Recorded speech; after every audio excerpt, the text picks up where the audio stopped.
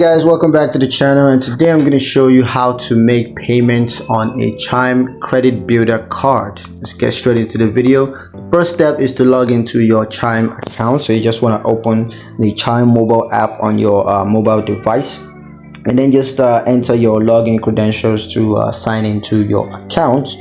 And now step 2 is to navigate to the credit builder card section. Here you just want to tap credit builder in the bottom navigation bar, and then select make a payment option. Now moving on to step 3 is to choose your payment methods.